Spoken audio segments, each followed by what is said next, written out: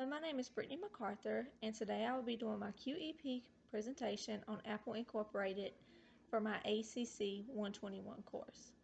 First, I'll give you a little bit of history on the company.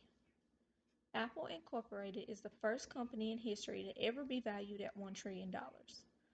Two men started the Apple company. Their names were Steve Jobs and Steve Wozniak. Both men brought different helpful techniques to the company. Jobs was the marketing expert, and Wozniak was a tech expert. The two men met in the early 1970s through a mutual friend. Jobs was still attending high school at the time, and Wozniak was in college at UCL Berkeley. Wozniak created a common home PC, and when he presented it to his employer, his ideas were rejected. However, Jobs seen the value in the project, and this is when they worked together to form Apple Computers. In 1979, Apple came out with the VisiCalc. The VisiCalc is an app that offers a calculator and spreadsheet. In the early 1980s, Apple came out with two different computers, the Lisa and the Macintosh. Although the Lisa was better technology-wise, the price was too high and the sales dropped. No one could afford the product. The Macintosh found success with schools and offices because of its sleek design and its high speed. Steve Jobs then left Apple due to disagreements with the current CEO at the time and because the Macintosh started to fail. However, in the late 1990s, Steve Jobs was working on a project called Next. Apple bought the project in 1996. After that, Steve Jobs soon came back to Apple as a CEO. In 2007, the first iPhone was released. In 2011, Steve Jobs had to retire due to health issues. His replacement was Tim Cook, whom is still the current CEO of the company. He was a long-time Apple employee before he got the promotion. Cook still to this day helps to maintain Apple's prominent position, and he's still releasing new products and updates today. The newest iPhone out today is the iPhone 12. Apple has a highly successful product lines. Five of Apple's most successful product lines would be its smartphones, its services, the MacBook, the iPads, and they also offer wearables, home products, and accessories. The iPhone is Apple's most successful product line. The iPhone has ranked as one of the top 5 smartphone vendors in the world since 2009. During the first fiscal quarter of 2020, ending on December 28, 2019, iPhone sales were at $55.96 billion. The iPhone 11 became Apple's best-selling smartphone since it launched. Apple Services posted revenues of $46.3 billion in the fiscal year of 2019 and $12.72 billion in the first quarter of the fiscal year of 2020. The revenue comes from selling a range of services including iCloud service, Apple Music subscription, and Apple Care warranties. According to Apple, they have over 450 million paid subscribers on Apple's platform. The performance of the new services being offered, such as Apple Arcade and Apple's TV Plus, are reflected in the first time in the financial results for Q1 2020.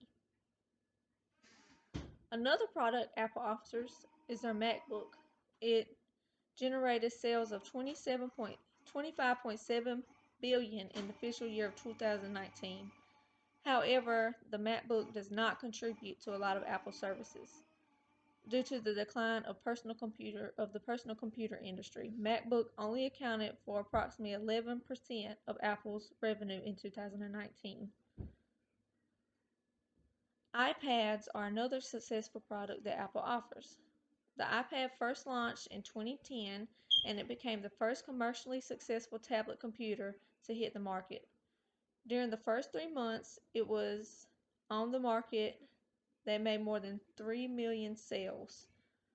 In the fiscal year of 2019, iPad sales amounted to $21.3 billion. The last thing Apple offers is wearable home and accessory products. This would include Apple's AirPods, Apple Watch, and HomePods. These products amounted to 24.5 billion in sales in the fiscal year of 2019. Apple continues to upgrade these products and release new improved products, especially when it comes to the Apple Watch. Now I will tell you a little bit about Apple's manufacturing. Apple may sell their products and design all of their products, however, they do not manufacture their own products. Apple has companies all over around the world that help to get the materials for their products. However, the main companies that Apple uses is Foxconn and Pegatron. Both companies are in Taiwan. Apple uses 6,000 to 7,000 aluminum series metal. However, in the iPhone X, Apple used stainless steel instead of aluminum. Apple also uses a rotational 3D polishing technique. This helps the iPhones be water resistant. It helps keep dust. It helps against spills as well as splashes. Foxconn facilities use 94 production lines, using about 400 steps to assemble the iPhone. This includes polishing, soldering, drilling, and fitting screws. They produce about 500,000 iPhones a day. The iPhones are then brought to the United States by plane. Although Apple sells different products, they still have a lot of competition. Some of Apple's competition in the computer business are Dell, Lenovo, HP, and Sony. Sony is incredibly popular in many markets around the world. The company now offers computers and they offer video games as well. Samsung is Apple's biggest competitor when it comes to the smartphone. The Samsung Galaxy and Note series are responsible for the reduction of iPhone sales over the years. Today, Samsung has developed into one of the largest and most profitable companies both in Asia regions and worldwide. Thank you for listening to my QEP on Apple Incorporated.